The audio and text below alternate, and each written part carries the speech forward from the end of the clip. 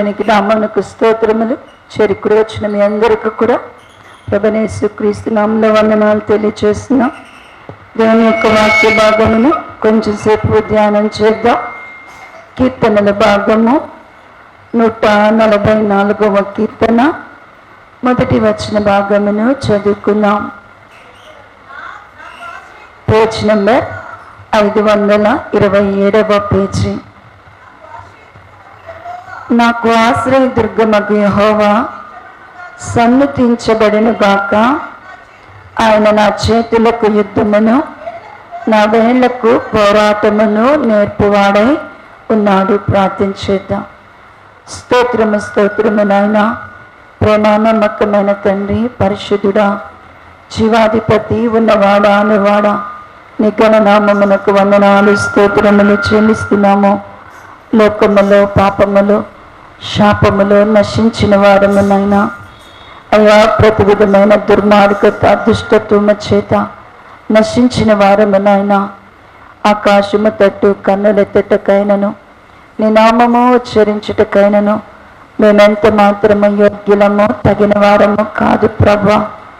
ఆయనను శాశ్వతమైన ప్రేమతో మీరు మమ్మల్ని ప్రేమించి ఈ లోకముతో కూడా మేము నశించిపోకున్నట్లుగా నీ ఏకైక కుమారుని మా ప్రియరక్షకుడైన యేసు ప్రభువారిని మా నిమిత్తమై మీరు మాకు అనుగ్రహించున్నారు.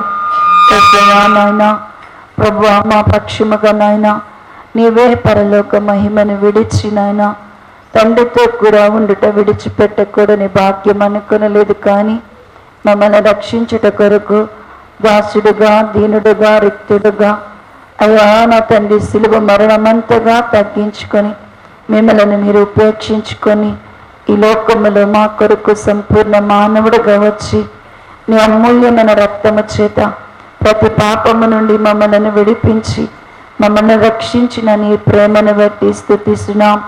నీ రక్తములో కడగబడిన వారముగా, నీ రక్తము చేత విమోచింపబడిన వారముగా శుద్ధ హృదయమైనా నీకు అంగీకృతమైనటువంటి అర్పణగా మేము ఉండినట్లుగా కృపగా చేయండి.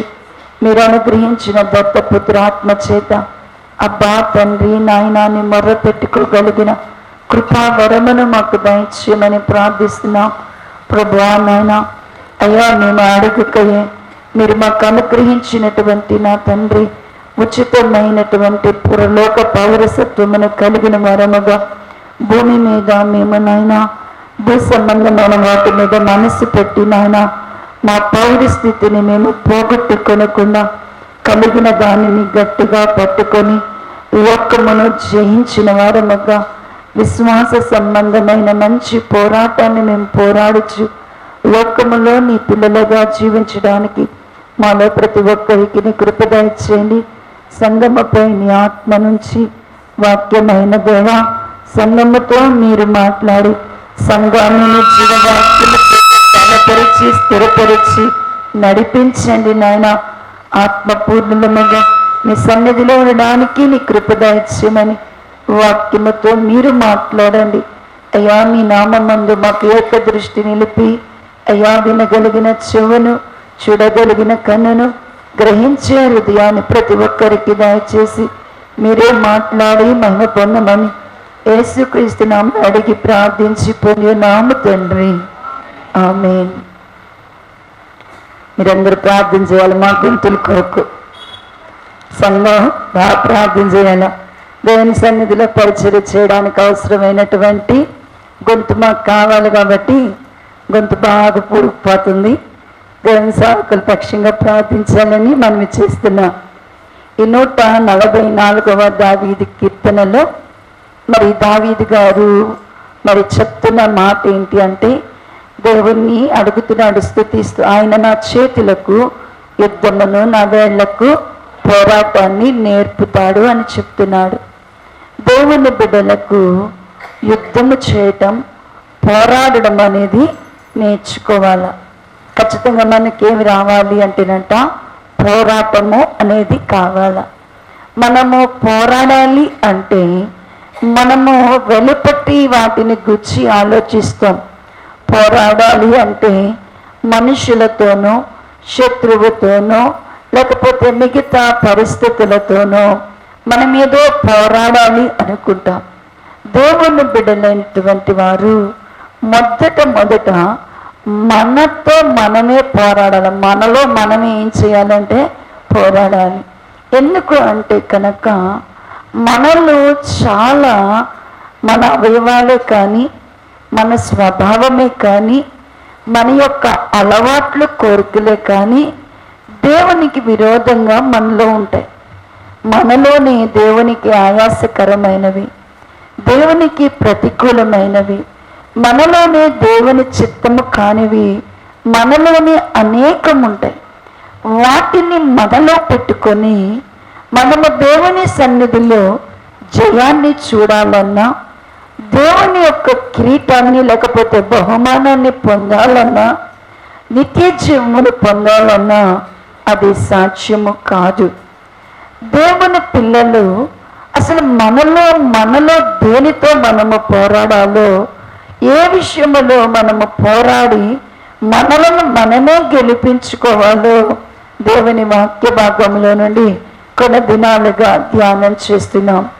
మరి ఇలాగని అపోస్తలుడైనటువంటి పౌలు గారు తన గురించి చెప్పుకుంటూ కూడా నేను మంచి పోరాటాన్ని పోరాడాను అని సాక్ష్యం ఇస్తున్నాడు. తిమోతి గారికి చెబుతూ కూడా మంచి సైనికుని వలె నువ్వు పోరాడు అని చెప్తున్నాడు.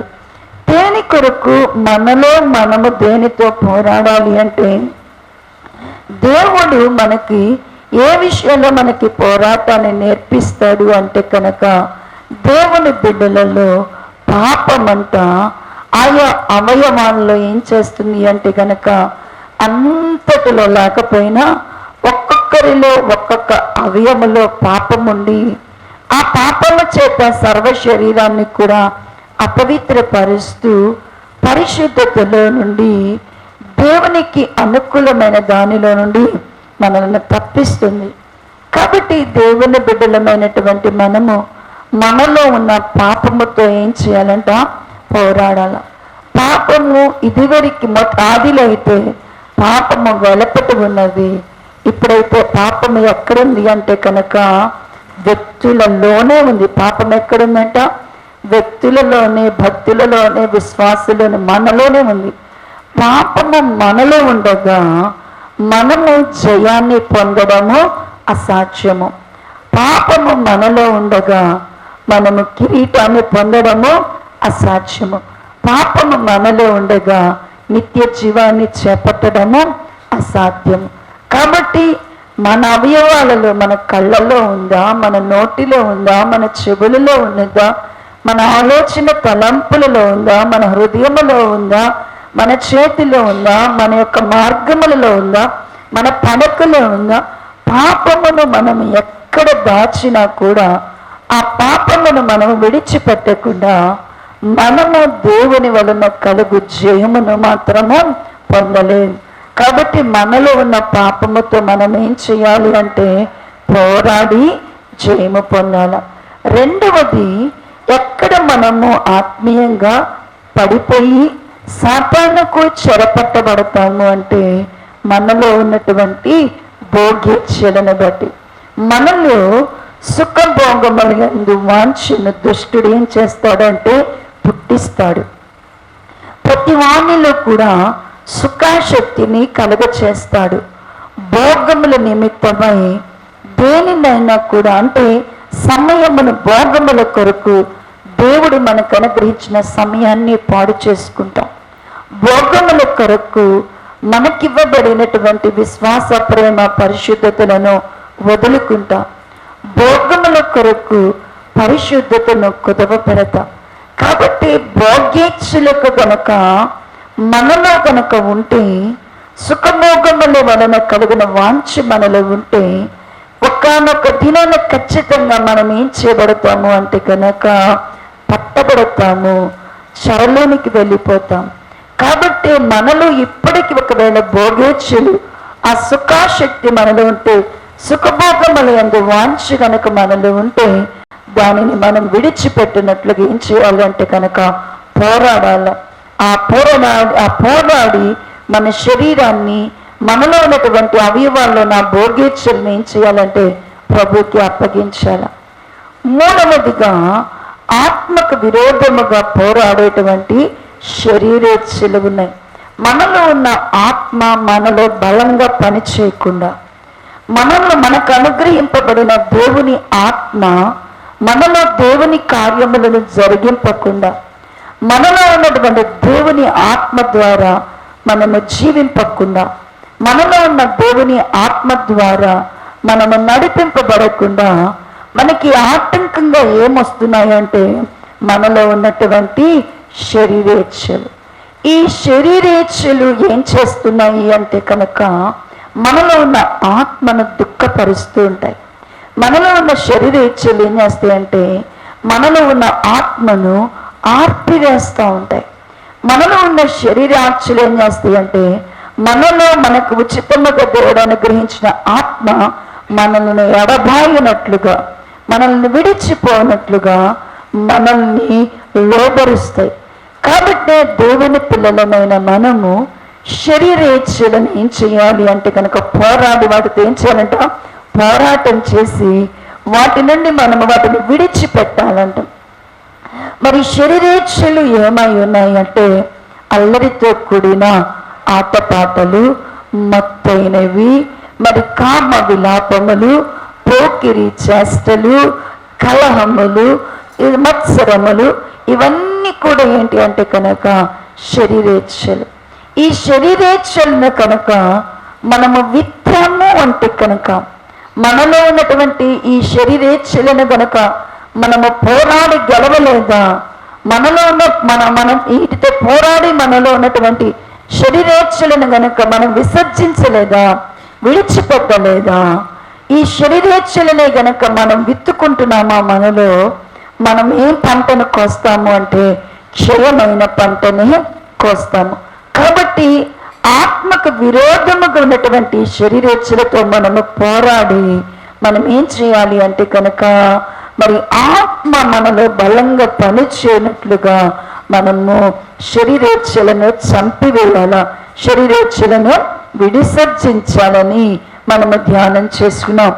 నాలుగవదిగా ప్రియులారా చూడండి, తిమోతికి రాసినటువంటి మొదటి పత్రిక 6వ అధ్యాయము, తిమోతికి రాసినటువంటి మొదటి పత్రిక 6వ అధ్యాయము 12వ వచన భాగము చదువుకున్నాం. విశ్వాస సంబంధమైన మంచి పోరాడము, నిత్య జీవమును చేపట్టము.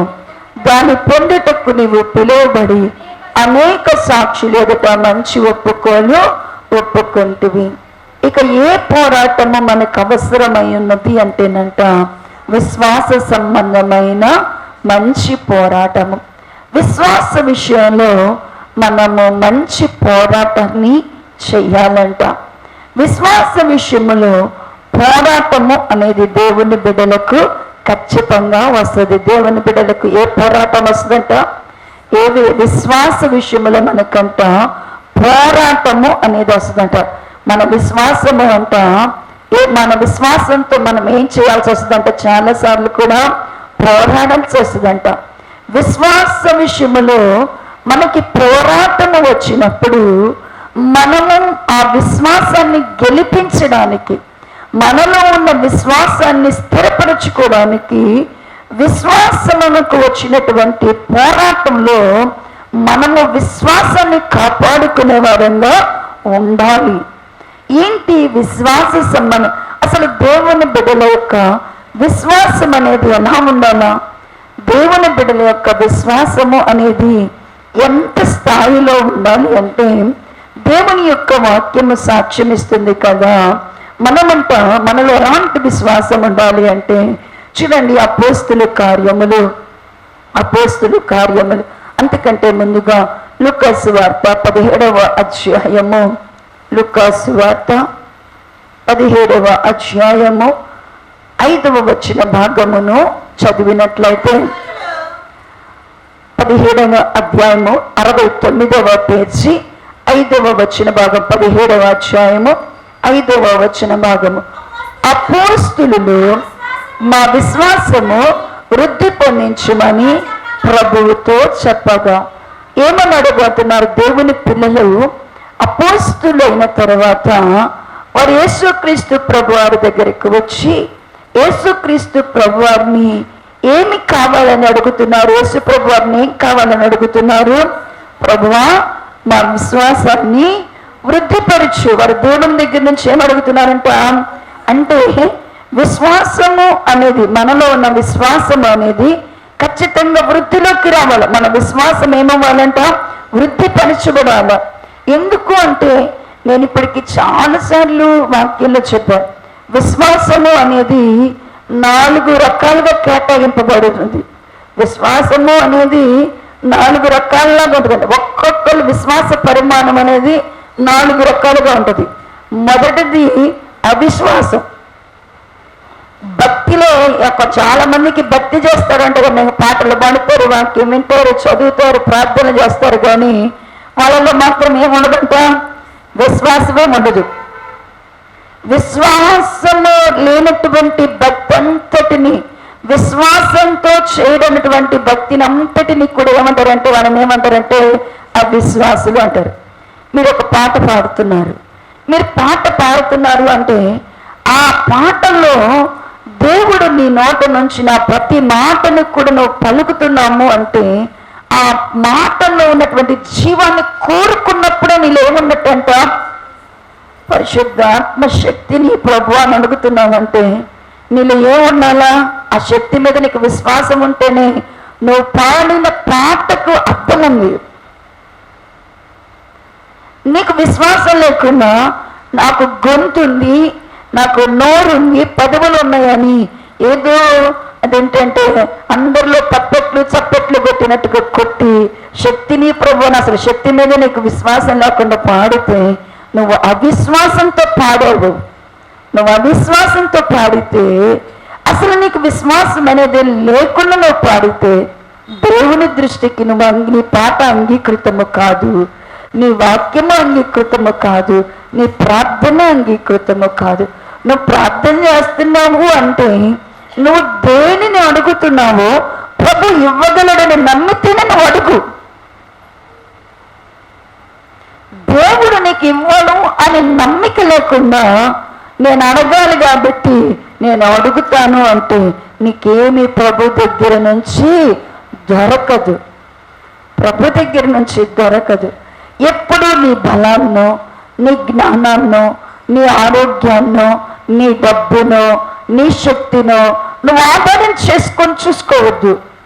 ఏమీ లేదు, అన్నీ చేయగలిగిన వాడు, ఇవ్వగలిగిన వాడు, సమస్తమును నేర్పగలిగిన వాడు ఆయన అని అనుకొని నువ్వు ప్రార్థన చేసి అడిగితే నీ విశ్వాసాన్ని బట్టి దేవుడు ఏం చేస్తాడంటే నీకు ఏదైనా చేస్తాడు. కానీ విశ్వాసం లేకుండా నువ్వు ప్రార్థన చేసావు అంటే ఆ ప్రార్థనకు నువ్వు ఎప్పటికీ 100 సంవత్సరాలు చేసినా బతికుండి ఆ ప్రార్థనలో నువ్వు నెరవేర్పును చూడవు. అంటే విశ్వాసము లేకుండా మనం ఒక పాడినా, వాక్యం విన్నా, ప్రార్థన చేసినా, ఇంకే కార్యము చేసినా వాళ్ళందరినీ ఏం పేరు పెట్టేశారంటే అవిశ్వాసులు. వీళ్ళందరూ ఎవరంట? అవిశ్వాసులు. రెండవ కేటగిరీ ఏంటి అంటే కనుక అల్ప విశ్వాసులు. రెండవ కేటగిరీ ఈ అవిశ్వాసుల తర్వాత సంఘంలో ఇంకొంతమంది ఎవరు ఉంటారంటే కనుక అల్ప విశ్వాసులు ఉంటారు. ఈ అల్ప విశ్వాసులు అంటే ముందు ఎవరైనా దేవుడు ముందుండి జయమిస్తేనేమో స్తోత్రం స్తోత్రం అంటారు. దేవుడు మౌనంగా ఉండే తుఫానులు, సమస్యలు, శోధనలు వస్తేనేమో దేవుడు ఎక్కడున్నారు అంటారు. ఏ ఆటంకం లేకుండా నీ జీవితంలో ఏ ఆటంకం లేకుండా, ఏ శోధన లేకుండా, గాలి తుఫానులు లేకుండా, నీకే విధమైనటువంటి వెంట నువ్వు ప్రార్థన చేయగానే నీలో ఉన్న బలహీనత పోయి నువ్వు ప్రార్థన చేయగానే నువ్వు అడిగిన కార్యాన్ని దేవుడు చేస్తేనేమో వెంటనే స్తోత్రం ఉన్నాడు, యేసు ప్రభువారు ఉన్నాడు ఉన్నవాడు అంటారు. కొంచెం ఆలస్యం చేయండి, ఓడలో తుఫాను వచ్చింది, దేవుని కార్యాలు ఆలస్యమైనవి. ఒక ప్రార్థన చేస్తే ఒక వ్యక్తికి అపవిత్రాత్మ వదిలిపోలేదు. వెంటనే వాళ్ళకి ఏమొచ్చేసిందంటే శిష్యుల్లోనికి అల్ప విశ్వాసం. ప్రియులారా, అల్ప విశ్వాసాన్ని దేవుడు అస్సలు అంగీకరించడు. అల్ప విశ్వాసం ఉన్న చోట దేవుని యొక్క శక్తి వినియోగపరచబడదు. ఇది గుర్తుపెట్టుకోండి. అవిశ్వాసికి ఏమి దొరకదు. అవిశ్వాసికి ఎంత ప్రార్థన చేసినా నాకు ఏమి దొరకదు. అల్ప విశ్వాసి జీవితంలో దేవుని యొక్క శక్తి కనబరచబడదు. దేవుని యొక్క శక్తి అనేది, దేవుని యొక్క ప్రభావము, దేవుని యొక్క కార్యము వాళ్ళ జరగదు. నువ్వు ప్రభువుని స్వస్థపరుస్తాడని నమ్ము, స్వస్థపరుస్తాడని నమ్మినా కూడా మనం ఏం చేస్తామంటే దేవుడు స్వస్థపరచగలిగిన దేవుడు నమ్ముతాడు, కానీ డాక్టర్ అంటాడు నీకు తగ్గదమ్మా అన్నాడు అంటే ఎవరి మాట తీసుకుంటాం? ఇట్టయితే లాభం లేదు, ఎప్పుడు ఎగిరిపోతావు బీపీతో అన్నాడు అనుకోండి. ఇక కూర్చున్న దగ్గర నుంచి లేచిన దగ్గర నుంచి నాకేముంది అనుకుంటాం? అమ్మో నాకు డాక్టర్ ఆ మాట చెప్పాడు. దేవుని వద్దకు వచ్చి కూడా ఆయన మళ్ళీ దేవుడు మనందరం కొంచెం అందరూ అంటాం, అక్క మా కోసం ప్రార్థన చేయండి, అక్క మాకు స్వస్థత కావాలి అంటాం. నీ హృదయంలో ఆల్రెడీ ఏముంది? అల్ప విశ్వాసం ఉంది. అల్ప విశ్వాసము కలిగిన స్థలములో నేను ఇంకా రెఫరెన్స్లో ఏం చూపించట్లా. గాలి తుఫాన్లు వచ్చినప్పుడు శిష్యులు కూడా అంటున్నాడు, ప్రభువా నీకు చింత లేదా, గాలి తుఫాన్లతో మేము నశించిపోతున్నాం అంటుంటే వెంటనే ప్రభు అన్నాడు అల్ప విశ్వాసులారు. అంటే ప్రభు ఆడే ఓడలోనే ఉన్నాడు, గాలి తుఫాన్లు ఉన్నా కూడా ప్రభు దగ్గరికి వచ్చి ఉన్నారు. ప్రభు పక్కన ఉన్న వీళ్ళకి గాలి తుఫాన్ మాత్రం రాకూడదు. ప్రభు పక్కన ఉన్నా కూడా దురాత్మ పట్టిన దెయ్యం పట్టిన వాడు మూగ చోటు దెయ్యం పట్టిన వాళ్ళ శిష్యుల దగ్గరికి తీసుకొస్తే వాళ్ళు వదలగొట్టలేకపోతున్నారు. యేసు ప్రభు దగ్గర వదిలిపెడితే ప్రభు అడుగుతున్నారు, ప్రభు ఎందుకు మాకు ఇది సాక్ష్యం కాలేదు, మేము ఎందుకు వదలగొట్టబోదు? మీలో అల్ప విశ్వాసం. అంటే కొన్నిటికి జయిస్తారు, కొన్నిటి ప్రభు ద్వారా మేము జయించగలము, కొన్నిటిని మేము జయించలేము. అల్ప విశ్వాసం ఉన్న చోట దేవుని అద్భుతము అనేది జరగదు. అవిశ్వాసం అనేది అసలే ఏమి జరగదు. మూడవ కేటగిరీ ఎవరు అంటే కనుక విశ్వాసఘాతకులు. మూడవ కేటగిరీ ఎవరు అంటే కనుక విశ్వాస ఘాతకులు. అంటే వీళ్ళు దేవుని యొక్క కార్యాలు రుచి చూచి కూడా, దేవుని కార్యాలు ఎప్పటికప్పుడు రుచి చూసి కూడా మళ్ళా దేవా నువ్వు చేస్తేనే నా పక్షంగా జీవం కలిగిన దేవుడు అంటారు వీళ్ళు. దేవుని కార్యాలు ఎప్పటికప్పుడు మర్చిపోతుంటారు. దేవుని చేసిన అద్భుతాలు మర్చిపోయి ఇశ్రాయేలు ప్రజలు రోజు ఎవరు తిననటువంటి ప్రపంచంలో ఏ మానవుడు తిననని మన్నాను తింటున్నారు. వాళ్ళు చెప్పులు అరగటం లేదు, వాళ్ళ బట్టలు పాత గిల్లటం లేదు, వాసన రామటం లేదు, వాళ్ళకి ఏమీ లేదు. వాళ్ళకి పగలు మరి మేఘస్తంభం వాళ్ళ మీద కనపడుతుంది, రాత్రి అగ్నిస్తంభం వాళ్ళ సమాజం మీద కనపడుతుంది.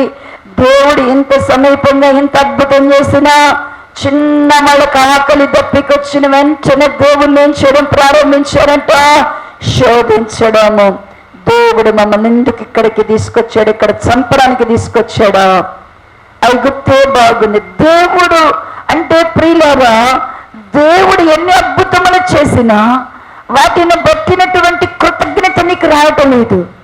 దేవుడు ఎన్ని అద్భుతములు చేసినా నీకున్నటువంటి శ్రమలు పరిస్థితుల మధ్య వాటిని నువ్వు తలపోసుకోవటం లేదు, వాటిని జ్ఞాపకం తెచ్చుకోవటం లేదు. వాటిని చేసిన దేవుడు ఈ సమస్యలో ఈ శోధనలో నా పక్షముగా ఇలా చేయగలడని నువ్వు నమ్మకము లేకుండా ప్రభుని ఎప్పటికప్పుడు చేసిన మేలన్నీ మర్చిపోతాం. చేయాల్సిన మేలు దగ్గర ప్రశ్నిస్తున్నాము అంటే మనంతటి విశ్వాసఘాతకులు ఇంకెవ్వరు ఉండరు. విశ్వాసఘాతకులకు ఉన్నటువంటి లోపం ఏంటంటే, విశ్వాసఘాతకులుగా ఉంటే పరలోకాన్ని చేరలేము, వాగ్దానాన్ని మనకి ఇవ్వడు దేవుడు. విశ్వాసఘాతులకి ఏమి ఇవ్వడంటే వాగ్దానాలకు కూడా వీళ్ళవి కావు. అంటే విశ్వాసంలో కేటగిరీలుగా ఉన్నాం. అసలు అవిశ్వాసగా ఉంటే ప్రభుని అడిగితే ఆయన బాగు చేస్తాడు నీ విశ్వాసాన్ని. నీ అవిశ్వాసాన్ని ఏం చేస్తాడంటే బాగు చేస్తాడు, పశ్చాత్తాపడదు. అల్ప విశ్వాసిగా ఉన్నావా, ప్రభుని అడుగు, ప్రభువా నాకు విశ్వాసాన్ని ఈ శిష్యులు అందుకనే ప్రభుని అడుగుతున్నారు, ప్రభువా వాళ్ళలో ఎప్పుడు ఏమొస్తుందంటే అల్ప విశ్వాసం చేత వాళ్ళు కొట్టబడుతున్నారు కాబట్టి వాళ్ళు దేవుని దగ్గరికి వచ్చి ఏమడుగుతున్నారంటే విశ్వాసాన్ని వృద్ధిపరచండి ప్రభువా అని అడుగుతున్నారు. మూడవదిగా విశ్వాసఘాతకులుగా ఉన్నారు అంటే కనుక ఖచ్చితంగా వాళ్ళు వాగ్దానాన్ని పొందలేరు, పనాలను కూడా ఏమిటంటే చేరలేరు. ఇక నాలుగవది విశ్వాసములో స్థిరులు. మనం ఎలా ఉండాలంటే విశ్వాస వీరులు అంటారు, వీళ్ళని ఏమంటారంటే విశ్వాస వీరులు అంటాం. ఈ విశ్వాస వీరులైనటువంటి వారుగా దేవుని బిడ్డలు ఉండాలి. అంటే వీళ్ళ విశ్వాసం అనేది ఇక కదిలిపోయేది కాదు, పడిపోయేది కాదు, ఏ పరిస్థితుల్లోనైనా దేవుని మీద నుంచి తొలగిపోయేది కాదు. అలాంటి విశ్వాసము కలిగిన వారుగా మనం ఉండాలి అనేది దేవుని చిత్తము. ఇప్పుడు విశ్వాసానికి ఏముంటుందంటే మనలో ఉన్న విశ్వాసాన్ని బట్టి మనకేముంటుందంటే ఖచ్చితంగా పోరాటము అనేది ఉంటుంది. మనలో ఉన్న విశ్వాసానితో ఏం చేయాలంటే మన విశ్వాసానికి ఏముంటుందంట, విశ్వాసం అనేది మనల్ని పరీక్షించడానికి, విశ్వాసంతో మనం ఏం చేయాలంటే మన విశ్వాస విషయంలో మనకేముంటుందంట, మంచి పోరాటం ఉంటుందంట. ఇప్పుడు మనము దేవుని దగ్గర నుంచి మనము ఎలా ఉండాలి, మన విశ్వాసము అనేది ఎలా ఉండాలి అంటే కనుక మొట్టమొదట మన విశ్వాసాన్ని ఎప్పటికీ ప్రతిరోజు కూడా మనం ఏం చేయాలంటే మన విశ్వాసాన్ని వృద్ధిపరుచుకోవాలి. ప్రతిరోజు కూడా దేవుని దగ్గర నుంచి మనం ఏం అడగాలంటే కనుక రోజు రోజుకి మన విశ్వాసం ఏమవ్వాలా, వృద్ధి పొందాలా. వృద్ధి లేకపోతే దానిలో కార్యం అనేది జరగదు. ఖచ్చితంగా ప్రభుని నువ్వు అడుగుతున్నావా, నీ విశ్వాస పరిమాణము అన్నాడు కదా, మన విశ్వాస పరిమాణాన్ని బట్టి దేవుడు మనకి కృపావరాలను ఇస్తాడు, ఆత్మ కార్యాలు చేయడానికి మనల్ని వినియోగపరుస్తాడు. దేవుడు ఒక వ్యక్తిని వినియోగపరుచుకోవాలి అంటే, దేవుడు ఒక వ్యక్తిని వాడుకోవాలి అంటే అతనిలో ఏం చూస్తా, అతనికి ఒక సామర్థ్యం ఇవ్వాలా, అతనికి ఒక నడిపింపునివ్వాలా, ఒక నాయకత్వం ఇవ్వాలా, ఒక యాజకత్వం ఇవ్వాలా, ఒక ఉపదేశం ఇవ్వాలా, ఒక హెచ్చరిక ఇవ్వాలా, ఒక బోధన ఇవ్వాలా, ఒక కాపరత్వం ఇవ్వాలా. దేవుడు వారిని నిలబెట్టి వాళ్ళని సూచనగా నిలబెట్టాలి అంటే కనుక ఖచ్చితంగా ఆ వ్యక్తిలో ఏం చూస్తాడు అంటే కనుక విశ్వాసం యొక్క పరిమాణాన్ని చూస్తాడు. ఆ విశ్వాస పరిమాణము బాగుంటేనే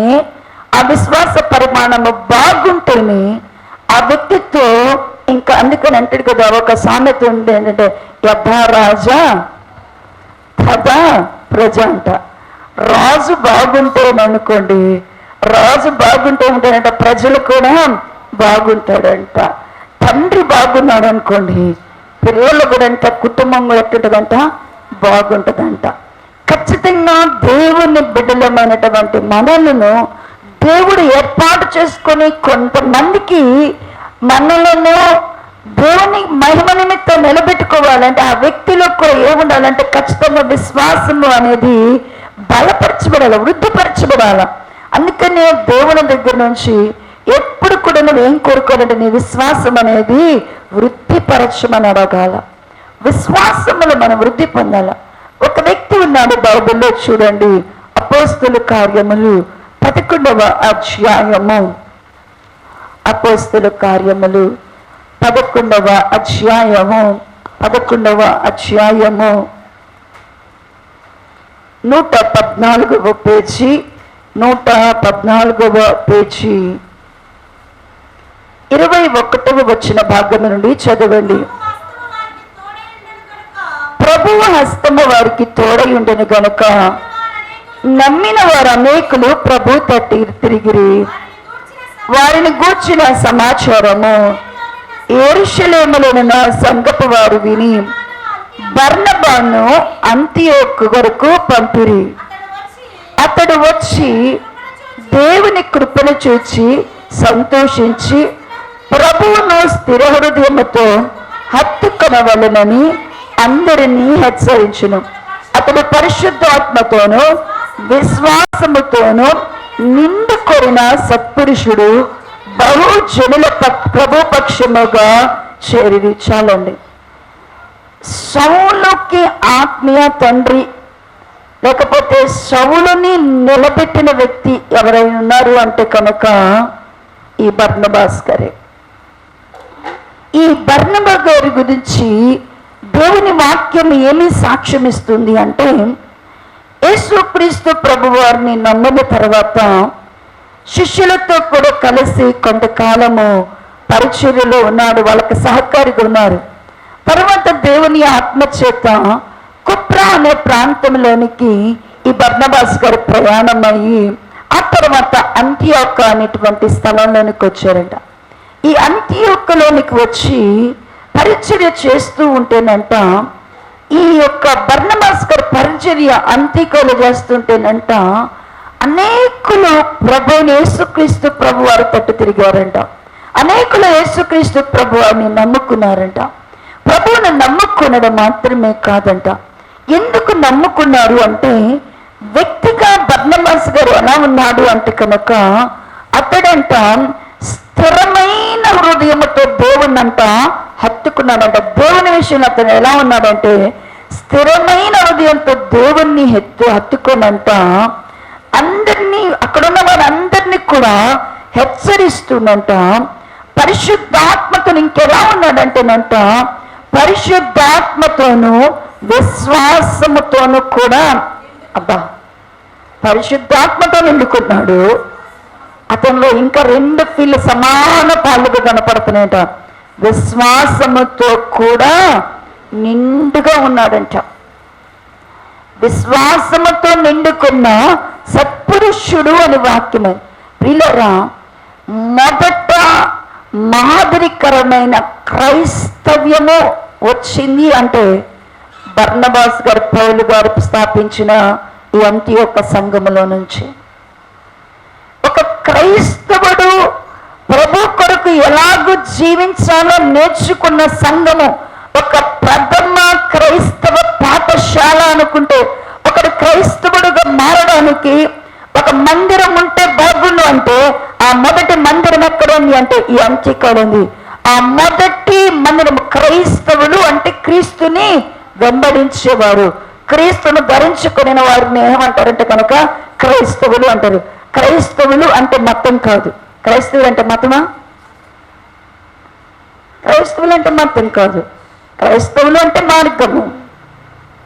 చాలా మంది క్రైస్తవులు అంటే ఒప్పుకో, అమ్మ మేము క్రైస్తవులు కాదండి, మేము యేసు ప్రభు నమ్ముకుంటామంటారు. అనబాకండి.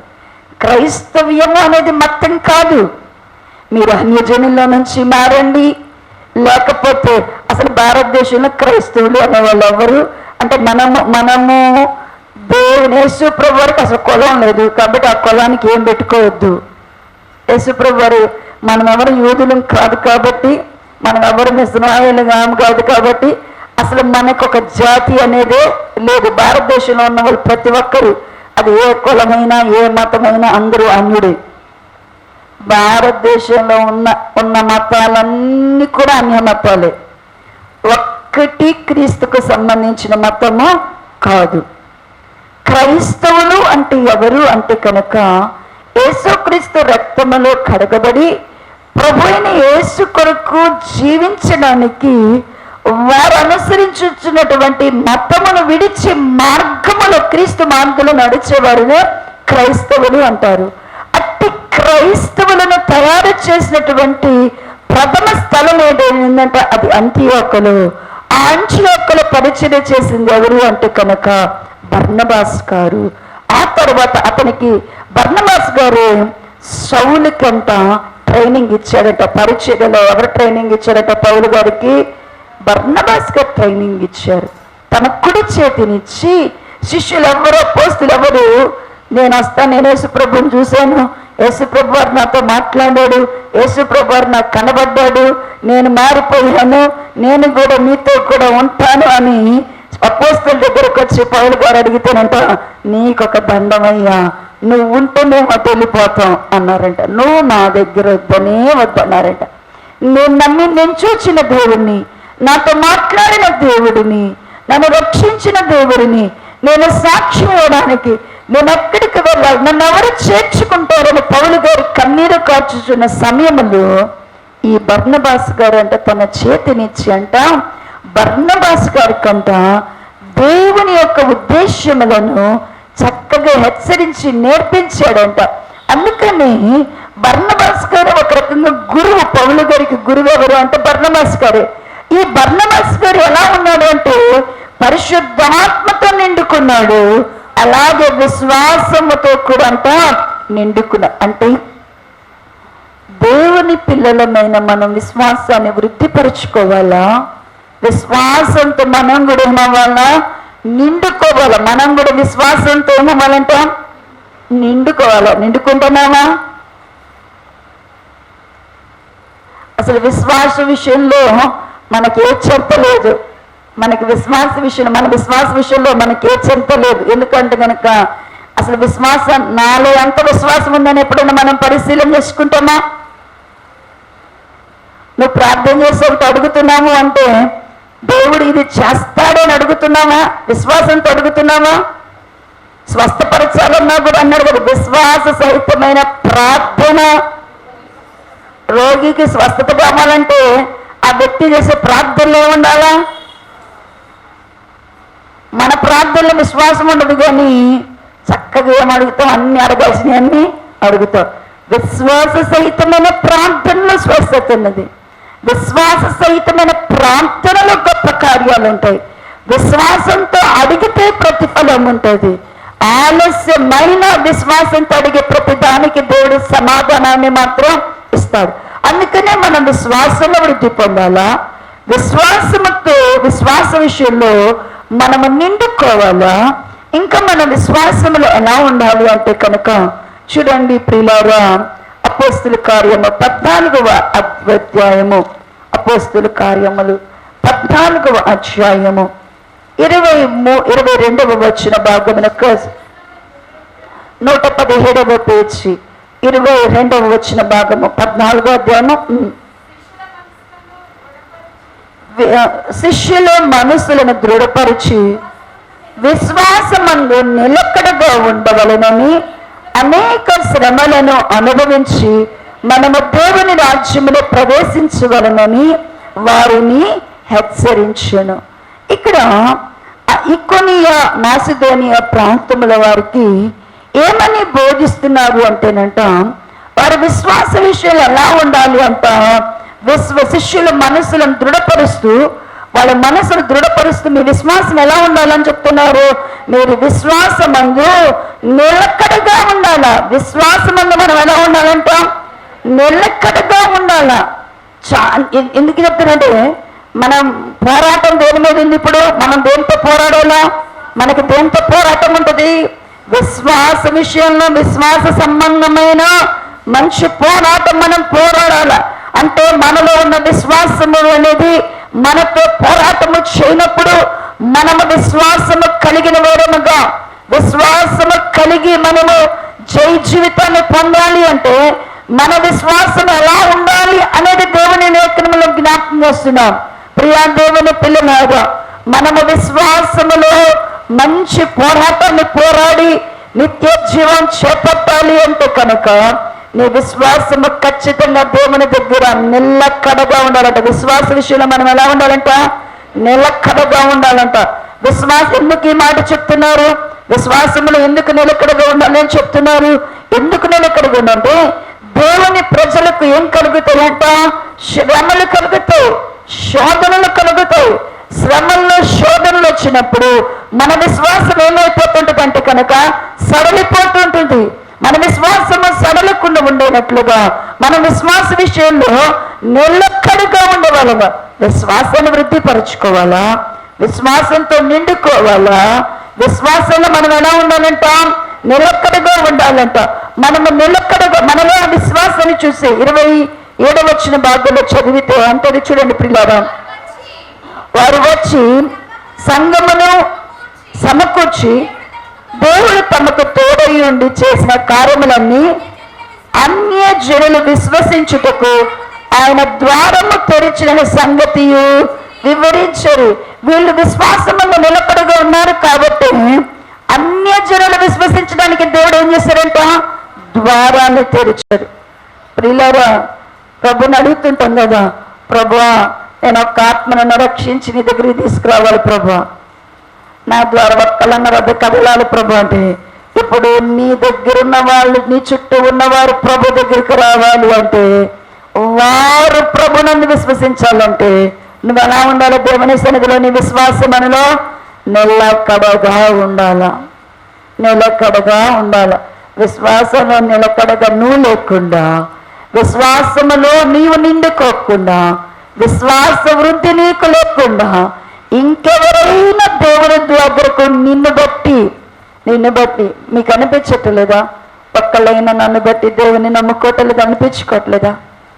అందరికీ అనిపిస్తుంది, ప్రభువా నా ద్వారా కొన్ని ఆత్మలు రక్షించబడాలి, నడిపింపబడతారు. ఎప్పుడు నడిపింపబడతారంటే నీవు విశ్వాసములో నిలకడగా ఉన్నప్పుడు, నీవు విశ్వాసముతో నిండుకున్నప్పుడు ఖచ్చితంగా అన్యజనులు అవిశ్వాసుల హృదయాన్ని దేవుడు ఏం చేస్తాడంటే కనుక విశ్వసించినట్లుగా ద్వారాన్ని తెరుస్తాడు.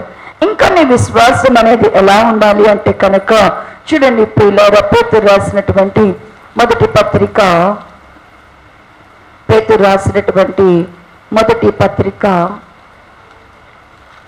5వ అధ్యాయము, పేతురు రాసిన మొదటి పత్రిక 5వ అధ్యాయము 9వ వచన భాగము,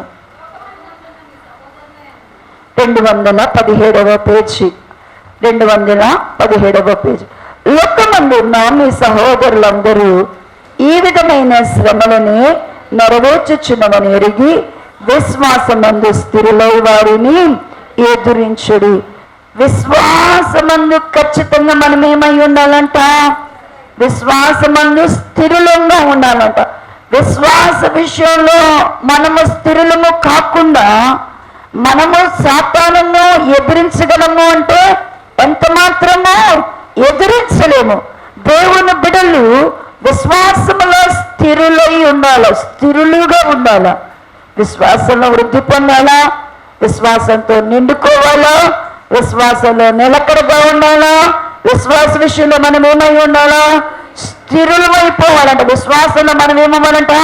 స్థిరంగా ఉండాలి. విశ్వాసములో కదలనటువంటి వారముగా, కదిలిపోయే వారంగా ఉండకూడదు. స్థిరంగా విశ్వాసం ఉండాలంట. మనలో స్థిరమైన విశ్వాసం ఉండాలంట. ఇప్పుడు విశ్వాసంలో మనం ఏ స్థాయిలో ఉన్నాం? ఉందా మనలో స్థిరమైన విశ్వాసం? ఉందా? నిలకడగా ఉన్నామా విశ్వాసంలో?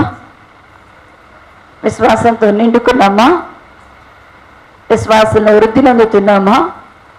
ఇంకా విశ్వాసాన్ని గురించి మాట్లాడుతూ చూడండి, ఏప్రిల్కి రాసిన పత్రిక 10వ అధ్యాయం 12 ఏప్రిల్కి రాసిన పత్రిక 10వ అధ్యాయము 22వ వచన భాగము,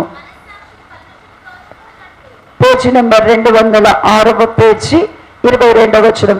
మనస్సాక్షికి కల్మషము తోచుకున్నట్లు ప్రోక్షింపబడిన హృదయములు గలవారమును నిర్మలమైన ఉదకముతో స్నానము చేసిన శరీరము గలవారమయుండి విశ్వాస విషయములో సంపూర్ణ నిశ్చయత కలిగి యథార్థమైన హృదయముతో మనము దేవుని సన్నిధానమునకు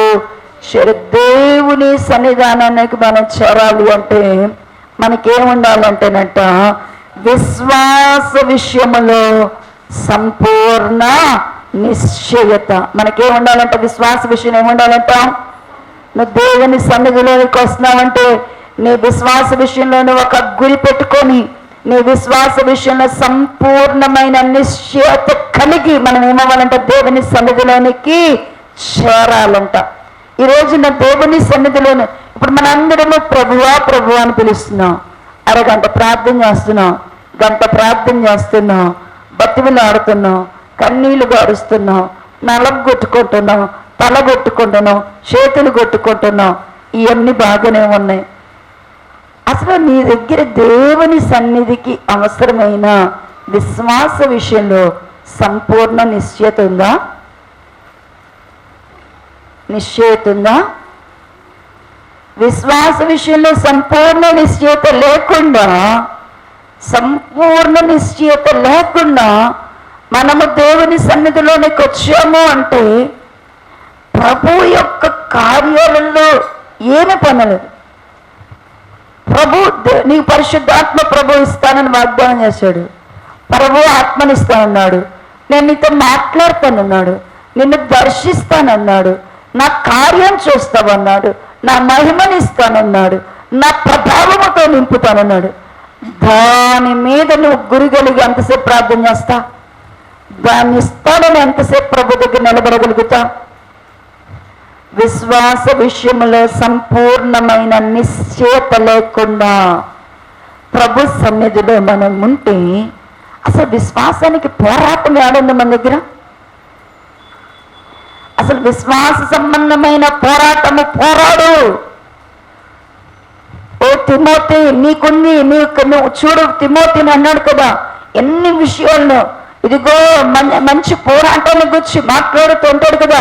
నీ ముందు నీ గురించి ముందుగా చెప్పబడిన ప్రవచన ప్రకారము నువ్వు పోరాడు. దేవుడు ఏం చెప్పాడు దానికోసం నువ్వు పోరాడన్నాడు. ఇక్కడికి వస్తే ఇదిగో నువ్వు అనేక సాక్షులు ఎదుట నువ్వు మంచి ఒప్పుకున్నావు యేసు ప్రభువుని గురించి. ఇప్పుడు నీకు ఏ పోరాటం వస్తుంది అంటే కనుక, నీకు ఏ పరీక్ష వస్తుంది అంటే కనుక, నీలో ఉన్న విశ్వాసమునకు పోరాటం వస్తుంది. నీలో ఉన్నటువంటి సాక్ష్యమునకు పోరాటం వస్తుంది. నీలో ఉన్న పిలుపుకు పోరాటం వస్తుంది. నీలో ఉన్న ఏర్పాటుకు పోరాటం వస్తుంది. అక్కడన్నిటిలో నీకేముంటుందంటే కనుక, నీ పిలుపులో, నీ ఏర్పాటులో, దేవుడు నీకు ఇచ్చిన ఆత్మలో, దేవుడు నీకు ఇచ్చిన వరములలో, దేవుడు ఎదుట నువ్వు చెప్పిన సాక్ష్యములో, నీ విశ్వాసాన్ని బట్టి నువ్వన్నీ పొందుకున్నావు. ఇప్పుడు నీ విశ్వాసానికి ఏమొస్తుంది అంటే కనుక పోరాటం ఉంటుంది. ఆ పోరాటంలో నువ్వు గెలవాలంటే అసలు నా దగ్గర ఎట్లాంటి విశ్వాసం ఉంది? విశ్వాసంలో నేను వృద్ధి లేకుండా, విశ్వాసంలో నేను నిలకడ లేకుండా, విశ్వాసంతో నేను నిండుకోకుండా, విశ్వాసంలో నేను స్థిరపరచబడకుండా, విశ్వాస విషయంలో సంపూర్ణమైన నిశ్చయత లేకుండా అసలు విశ్వాసం అనేది పరీక్షలోకి వచ్చిద్దా?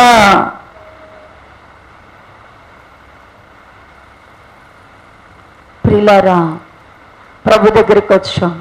అసలు నీ విశ్వాసాన్ని ఎప్పుడైనా పరిశీలించుకున్నావా? అసలు విశ్వాసము గలవారమో కాదో పరీక్షించుకున్నామా? అసలు విశ్వాసము కలవారమో కాదో పరీక్షించుకున్నామా? అసలు విశ్వాసం లేకపోతే ఏ భయంకరమైన స్థితితో, రెండు మాటలు జ్ఞాపకం చేస్తాం చూడండి. 2వ కొరింథీయులకు రాసిన పత్రిక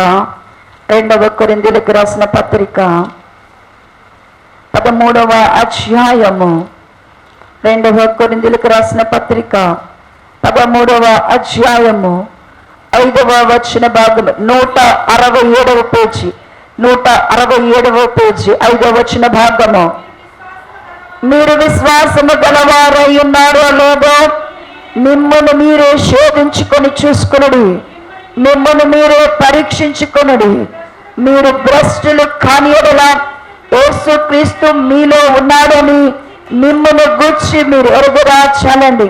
ఇక్కడ యేసుక్రీస్తు ప్రభువారు ఇక్కడ కొరింథీ సంఘంతో మాట్లాడుతున్నారు. రెండు స్టేట్మెంట్లు ఇస్తున్నాడు పౌలు గారు. ఏంటి అంటే కనుక 2 పరీక్ష చేసుకోమన్నాడు. మీరు ఎవరినో చూడొద్దు, ఎవరినో పరీక్షించొద్దు. ఎవరిని పరీక్షించుకోవాలి? ఎవరిని శోధించుకోవాలా? మనం ఎప్పుడు ఎవరిని పరీక్షిస్తాం? ఎవరిని శోధిస్తాం? ఇక్కడ ఎవరిని పరీక్షించుకోమన్నాడు? ఎవరిని శోధించుకోమంటున్నాడు? మిమ్మల్ని మీరే అంటే నన్ననా మీ పక్కన వాళ్ళనా? మిమ్మల్ని మీరే దేనికి పరీక్ష చేసుకోవాలంట? ఏం పరీక్ష చేసుకోవాలంట? విశ్వాసము కలిగి ఉన్నామా? విశ్వాసము కలిగి ఉన్నామా లేదా? విశ్వాసము కలిగి లేదా? అసలు విశ్వాసం నీ కంటికి నీలో విశ్వాసం కనబడతలేదా? నీలో విశ్వాసం అనేది కనుమరుగైపోయిందా?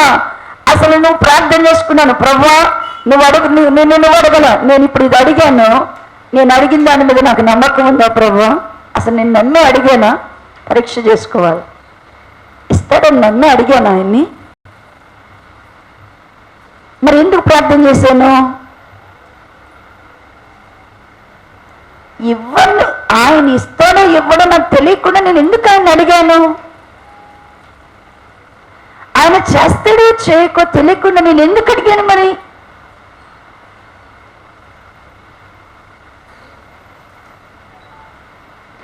మనము ఏదైనా మనకి కావలసిన వారి దగ్గరికి వెళ్ళినప్పుడు అది చేయగలిగిన వారి దగ్గరికి కదా మనం వెళ్ళేది.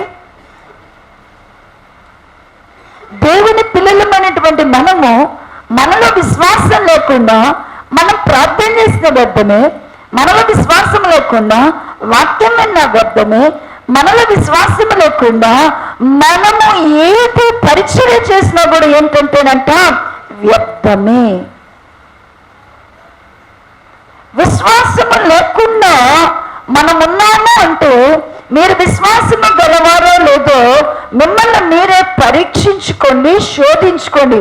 విశ్వాసం గనక మీలో విశ్వాసం అనేది మీ హృదయానికి తెలియకపోతే, మీలో విశ్వాసం ఉందో లేదో మీకు అర్థం కాకపోతే, మీలో ఏమున్నట్టు విశ్వాసం గనక లేకపోతే భ్రష్టత్వం వచ్చేసిందంట. మనకేం వచ్చేసిందంట?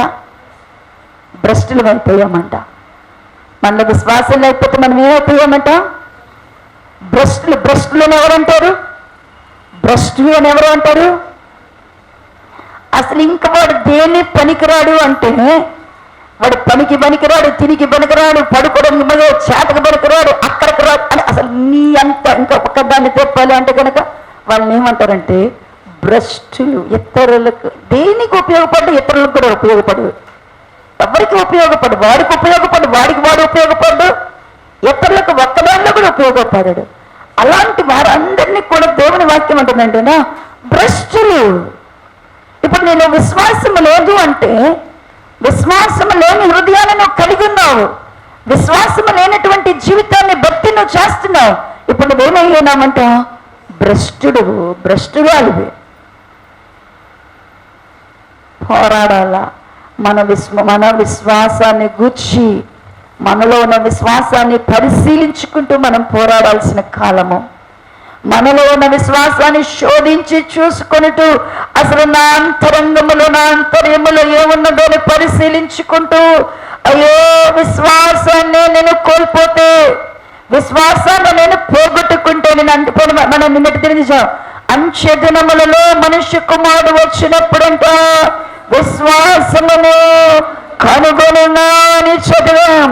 అంటే ఏం కనుగొనమైపోతుందంట మనలో? అంచె దినాలలో మనలో ఏమన్నది నేను చెప్పాను, మందిరంలో కూర్చున్నప్పుడు అంతా ఐసుగడ్డ లాగుంటుంది విశ్వాసం, బాగా ఐసుగడ్డ లాగుంటుంది మనలో. ఎందుకంటే వింటుంటాం కాబట్టి ఇప్పుడేమొచ్చినా పర్వాలేదు అంటాం. పరిస్థితుల్లోనికి వస్తే ఐసుగడ్డ వల్ల కరిగిపోతుంటుందో మన విశ్వాసం కూడా అంట అట్ట మెల్ట్ అయిపోతా ఉంటుంది. దేవుని పిల్లలైనటువంటి వారు విశ్వాసమును పరిశీలన చేసుకొని, ఇప్పుడు విశ్వాసం అనేది నీలో కూర్చున్నారా, స్థిరంగా నిలబడిపోవాలా? విశ్వాసం అనేది నీలో నిలకడగా ఉండాలి, నిలబడిపోవాలి. అంతే. విశ్వాసం అనేది ఎక్కడుండాలంటే నీ తల దాకా, నీ కుతికల దాకా వచ్చి ఉండాలి. విశ్వాసం అనేది ఎక్కడుండాలంటే కుతికల దాకా నీ తల మునిగిపోయేంత ఉండాలి విశ్వాసం అనేది. విశ్వాసం అనేది ఇంకా రోజుకి రోజుకి నీలో ఏమైపోవాలా? వృద్ధిలోకి రావాలా? అలాంటి విశ్వాసములో సంపూర్ణమైన నిశ్చయత ఎవరి దగ్గరికి రావాలా? నువ్వు ఆ విశ్వాసములో నిశ్చయత ఉంటే ఎవరి దగ్గరికి రావాలా? నిన్ను నమ్మిన నువ్వు ఆరాధిస్తున్న దేవుని దగ్గరికి రావాలా? ఒక్కవేళ విశ్వాసము లేదు అంటే నీలో ఇప్పుడు ఏమొచ్చేసిందంట?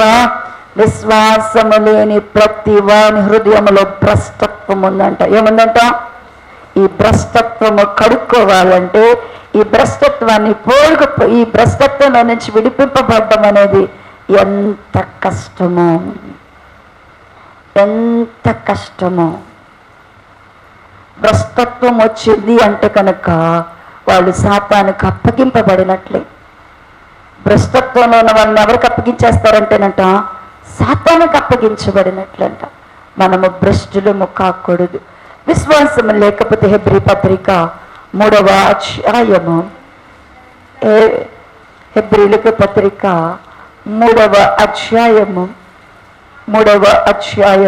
12వ వచన భాగమును చూస్తాం.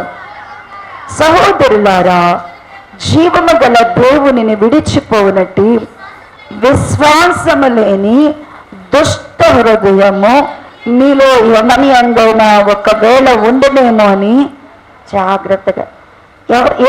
ఎవరిని చూసుకోమంటున్నాడు? ఇక్కడ కూడా ఎవరిని చూసుకోమంటున్నారు? ఎవరి హృదయాన్ని చూసుకోమంటున్నారు అన్నాడు కదా.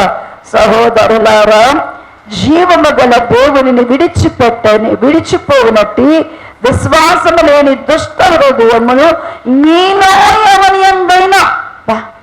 మీలో అంటే పక్కన వాళ్ళనే, నాలోనే, ఎవరిలోని? మీలో అంటే అర్థం ఏంటి? నాలోనే, నాకు నేనే అనుకోవాలా. నాలో ఇప్పుడు ఏం చూసుకోవాలా? ఒకవేళ విశ్వాసం లేకపోతే నాకు ఏ హృదయం వచ్చేసిందట? తండ్రి నువ్వు నేను ఏకమయ్యా, నాలో నువ్వు ఉండాలయ్యా, నీలో ఎక్కడ ఇంకా నీలో ఆయన లేడు, ఆయనలో నువ్వు లేదు. విశ్వాసం లేకుండా ఆయన నీలోకి రాడు, నువ్వు ఆయనలోకి పోవు. విశ్వాసము లేని దుష్ట హృదయము. విశ్వాసం లేదు అంటే మనకి ఏ హృదయం ఉన్నట్లంట? దుష్ట హృదయం ఉన్నట్లంట. దుష్ట హృదయము మనలో ఉన్నాక మనము దేవుణ్ణి, జీవముగల దేవుని వెంబడించలేము, దేవునితో నడవలేము, దేవుని వెంబడించలేము. ఖచ్చితంగా ఏదో ఒక టోన్ దగ్గర మనము దేవుణ్ణి విడిచిపెడతాం. అందుకనే పౌలు గారు తిమోతితో మాట్లాడుతున్నావు, నువ్వు మంచి ఒప్పుకున్నావు, అనేకుల దగ్గర సాక్ష్యం చెప్పావు, యేసు దేవుని కుమారుడని ఒప్పుకున్నావు, ఆయన కొరకే జీవిస్తానని చెప్పావు. ఇప్పుడు నీకే పోరాడాల్సిన సమయం అంటే కనుక విశ్వాస సంబంధమైన మంచి పోరాటం నీ దగ్గరకు వస్తుంది తిమోతి. నువ్వు ఈ పోరాటంలో గెలవాలా, నీ విశ్వాసాన్ని నువ్వు వృద్ధిపరుచుకోవాలా, నువ్వు విశ్వాసంతో నిండుకుని ఉండాలి. ఎప్పుడు నువ్వు విశ్వాసంలో ఎప్పుడు నిలకడగా ఉండాలా, నువ్వు విశ్వాసంలో స్థిరుడుగా ఉండాలా, విశ్వాస విషయంలో సంపూర్ణమైన నిశ్చయత కలిగి ఉండాలా. ప్రతిరోజు నీలో ఉన్న విశ్వాసం ఉందో లేదో, నీలో విశ్వాసం ఉందో లేదో, నువ్వు విశ్వాసము కలిగి ఉన్నావో లేదో నువ్వేం చేయాలి అంటే కనుక పరీక్ష చేసుకోవాలా, పరిశోధించుకోవాలా. విశ్వాసము వీరు పరీక్షించుకోవాలా, పరిశోధించుకోవాలా. ఇప్పుడు మనకేం కావాలా? అసలు మనలో ఏముండాలి? ఇప్పుడు విశ్వాసం యొక్క పరిమాణము పెరగాల, విశ్వాసాన్ని మనము పెంచుకోవాలా. ఇప్పుడు విశ్వాస సంబంధమైన ఈ విశ్వాసము మనలో ఉంటే, విశ్వాసం లేకుండా ఇంక పోరాటం ఏముంది? విశ్వాసం లేదనుకోండి ఇంకేం పోరాటం ఉంది? యుద్ధానికి సైనికులు వెళ్ళాడు, అతని దగ్గర ఏ ఆయుధం లేదు, బలం లేదు, ధైర్యం లేదు, ఏం చేస్తాడు? శత్రువుతో యుద్ధానికి వెళ్ళాడు, ధైర్యం లేదు, బలం లేదు, ఆయుధం లేదు, ఏం చేస్తాడు? అయ్యా నన్ను నీకు బానిసకు నన్ను తీసుకెళ్ళిపో, ఇక బతికుంటే ఏం చేస్తాను? నీకు బానిసనని వచ్చి ఏం చేస్తాడు? వాడి కాళ్ళ మీద పడతాడు. ఇప్పుడు మనం ఎవరికి కాళ్ళ మీద పడతాం? మన దగ్గర విశ్వాసం లేదు, మన దగ్గర ధైర్యం లేదు, మన దగ్గర ఆయుధం ఉండదు. ఇప్పుడు మనకి ఏం అవసరం? మనకి సాతానుడి విశ్వాసం లేకపోతే, విశ్వాసం లేని వాళ్ళని చాలా తొందరగా ఈజీగా పట్టేసుకుంటాడు.